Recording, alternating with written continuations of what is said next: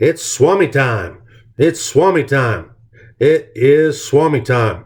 Hey, Family Feud. Welcome to another edition of Swami, coming to you once again from Maine.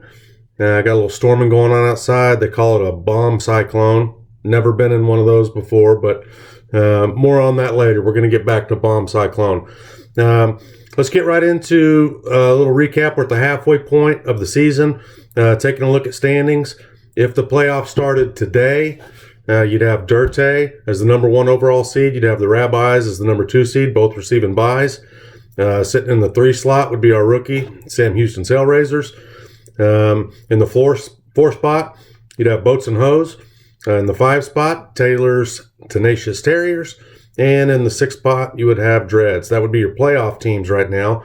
Only 1 game back, you'd have Orange Crush, Nerd Puppets, and Young Guns. And you'd have the dangerous Crimson Rain, only 2 games back from the final playoff spot. So, hey, everybody's still in it. There's a ton of season left. We're starting to see some teams make some moves. This is the time of year when the bye weeks really start coming into effect and the weather starts hitting, that teams can make a move. Injuries start piling up. So, it's going to be a good run. I really like what I'm seeing this year. You've got a ton of teams that are bunched up in scoring, and then you got Dirte well out ahead of everybody. But we'll get into that here in a little bit.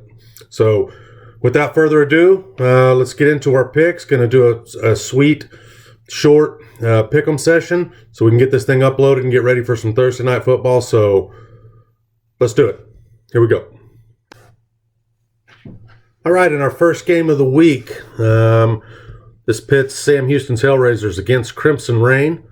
4-2, Jackson. Hey, let's just say it right now. 4-2, not a second highest scoring team in the league. Making savvy moves left and right. Puts in a solid lineup every week. You look at the lineup and it doesn't completely overwhelm you, but it's solid from top to bottom, and he's getting production. And he's sitting at 4-2, and I think we can say right now, nice addition to the league for years to come. And tip of the cap to you, Jackson.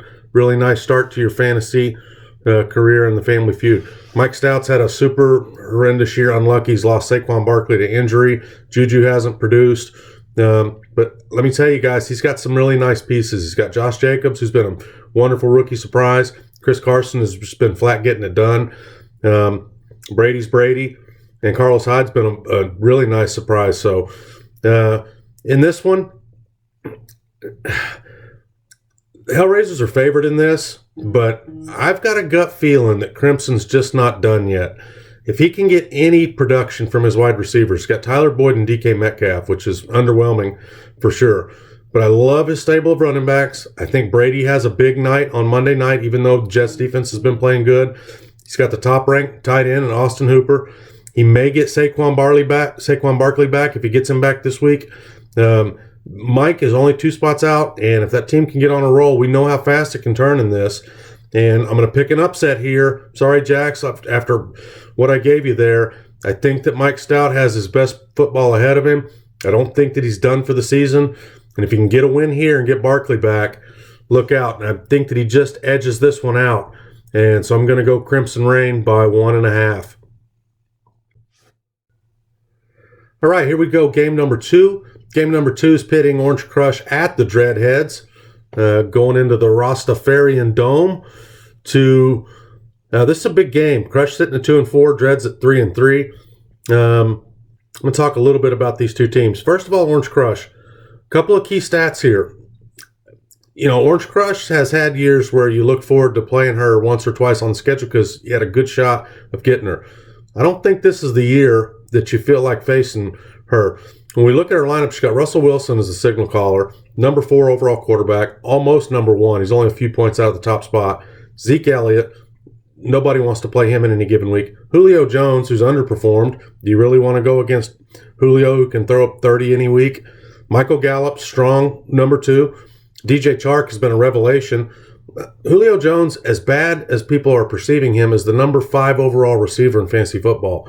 DJ Chark is the number 6 overall. So she's got the 5 and 6 receivers, the number 4 quarterback. Zeke Elliott is 5. He still hasn't gotten going. And now she's got a top flight tight end in Hunter Henry.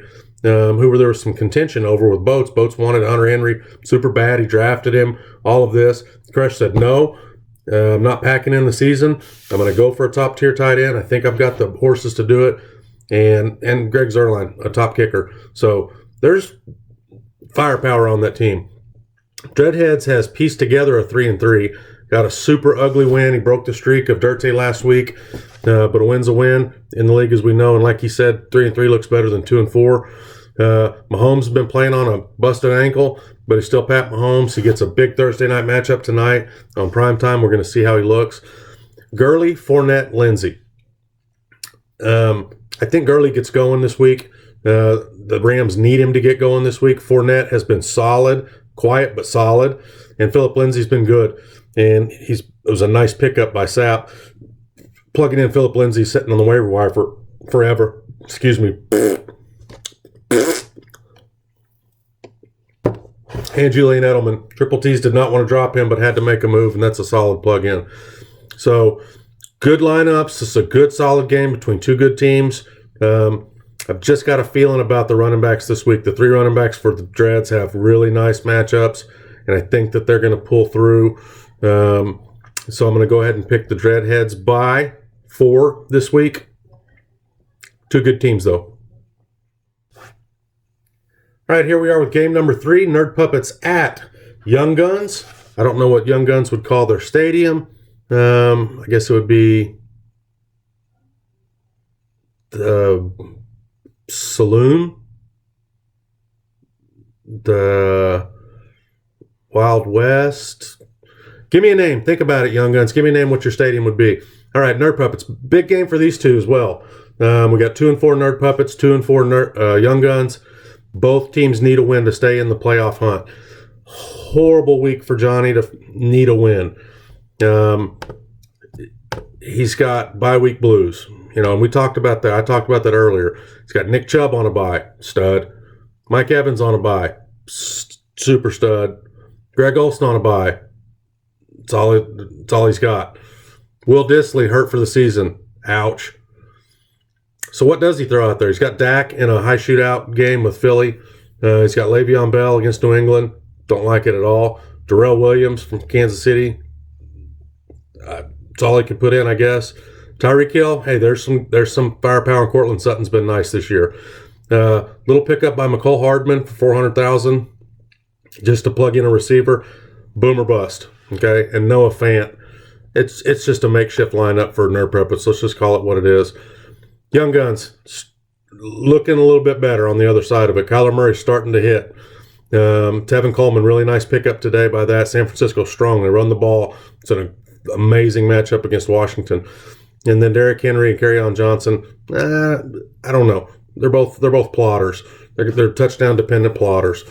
DeAndre Hopkins going to go. Here's where this is the Young Gun season, really. DeAndre Hopkins and Devontae Adams. They're two of the best receivers in the game. Devontae had one huge game. DeAndre Hopkins has yet to catch a touchdown pass. That's got to change. So those two get going. Kyler Murray keeps it up. Young Guns could make a run right here. I think it starts now. He gets to 3-4. Johnny just has an awful week for all of this to happen. So Young Guns by 8 in this one. And we'll move on. All right, game number 4. It's going to be Boats and Hoes coming to. It's the Dog Pound. Taylor's Tenacious Terriers. Very contentious game here. These two are going to be going at it on the message board. They've already been on the phone with each other. Boats got the first matchup in the year, so Triple T's really wants to win this one. But Boats and Hoes sits at 4-2. Taylor's Tenacious Terriers at 3-3. I really wanted to make this game of the week, but I couldn't. I'll tell you why here in a minute when we get to game of the week. But for Boats and Hoes, it's a similar situation to the Nerd Puppets. He's got 2 of his big guns on bye week. Chris Godwin and James Conner on bye.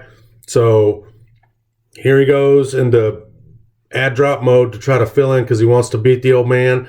And pretty key pickups. Picks up T.Y. Hilton. And then Javon Wims, I don't say that's a key pickup. I had to, all honesty, had to look up Javon Wims when I saw him in the lineup. Got some balls a couple of weeks ago.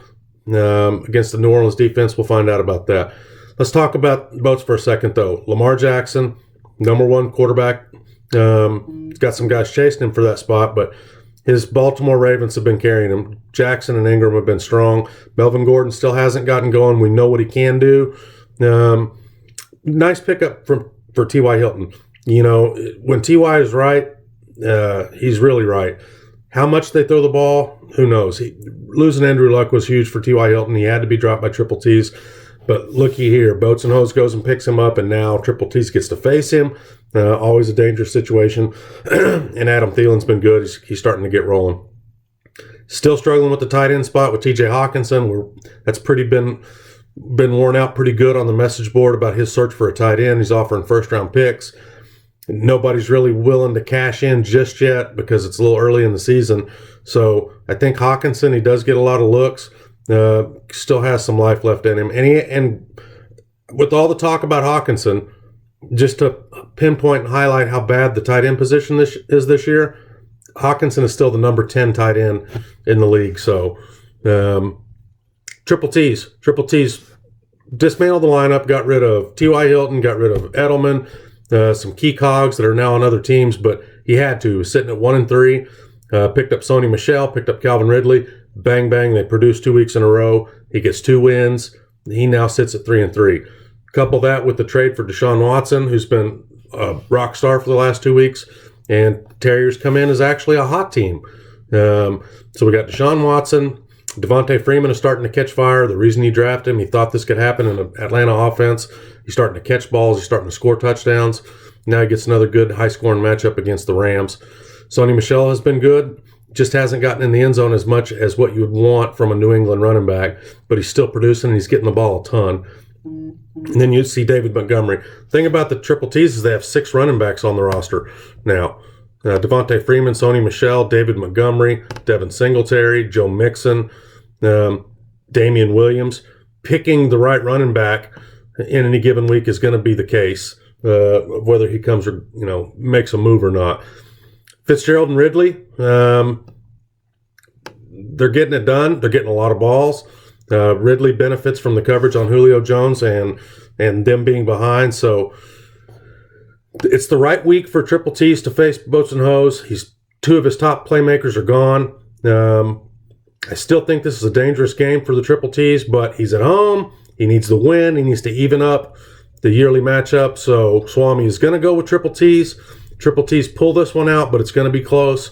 Triple T's by 2. Game of the week. All right, Dirte at Rabbis. No choice but to go with this as game of the week. These are our 2 division leaders. You've got Dirte at 5-1. You've got Rabbis at 4-2. Another nod of the cap to Rabbis for getting off of the mat, putting together a squad this year. A striking blow early in the year with Breeze going down. He's got Matt Ryan, who is probably a better fantasy quarterback, because they're behind all the time and they have to throw in Ryan. He's got weapons everywhere, and they have a horrible defense. It's a perfect fantasy matchup for him. But let's go back to Dirte for a second. Dirte with the most incredible run in the history of our league. I think it was 16 straight. Lost in an excruciating worst fashion possible. A half-point loss on Monday night to end the streak. But, all the good fortune that he's had, it kind of reversed on him. What happens now, though? Sitting at 5-1, and now we've got some issues. We've got Jared Goff-led team. Offense that's what ended up costing him the game last week, was Goff throwing for 78 yards.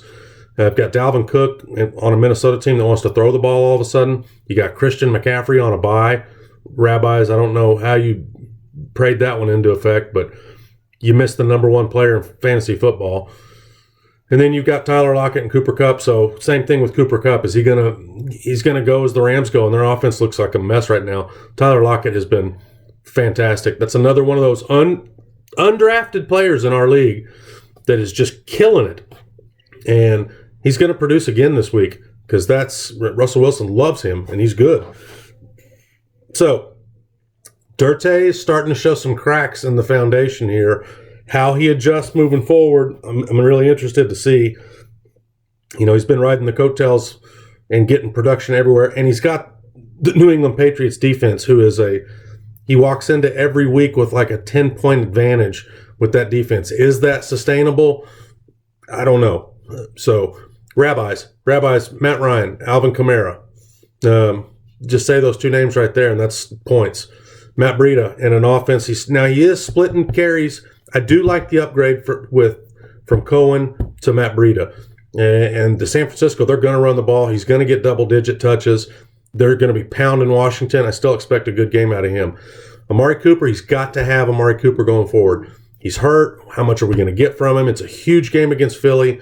I just don't know what we're going to see. Quad injuries are tough on receivers. We've seen that with T.Y. Hilton and a couple of other receivers.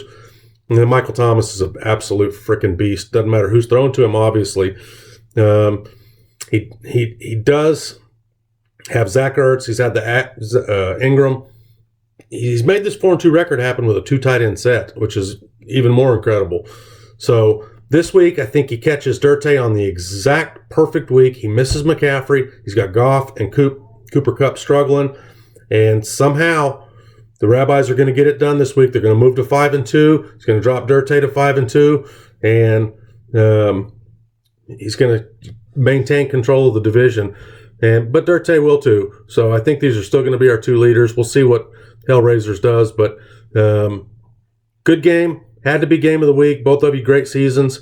And we're going Rabbis here by 5. Just a quick side note here, just to add on to the game of the week. Dirte did pick up Marlon Mack. Savvy move. Big pickup. He gets to plug him in for Christian McCaffrey. He's now got Dalvin Cook, Christian McCaffrey, Marlon Mack. I got to tell you, when I dropped Marlon Mack, I didn't want to lose him. He was injured, and he had a bye week. And you went in there and you got him on his bye week. Huge pickup. I think it's going to pay dividends. I think it might keep your game close this week. I'm still going with Rabbis. So that's it, everybody. That's week 7 Swami. That was a strong mudslide that I just drank. So if the video got worse, sorry. Really happy with the league right now. Honestly, I couldn't be happier. I think we're stronger than we've ever been, and super proud of everybody, the moves that they're making, the talk on the board, and I miss you guys. This was for Crimson. I'm going to leave you guys on this. I've never been in a bomb cyclone before. I said I was going to wrap back around to this. I learned what this is. It's an actual meteorological term. A bomb cyclone is when a weather system is coming in and the pressure drops a certain amount of millibars in a 24-hour period, and it creates a weather phenomenon called a bombogenesis. And basically, it's all the conditions. It has the same pressure as a Category 1 hurricane. Well, that just came through. It was jack shit. It was just like a squall that we would have in Oklahoma. My point is, the reason it's for Crimson is I think that Crimson is a bombogenesis. I know that he likes weather. I think that his team is good. I think when Barkley gets back, he's going to make some noise. I don't expect, he's an old vet. I don't think he's going to throw in the towel as much as he'd like the number 1 pick next year.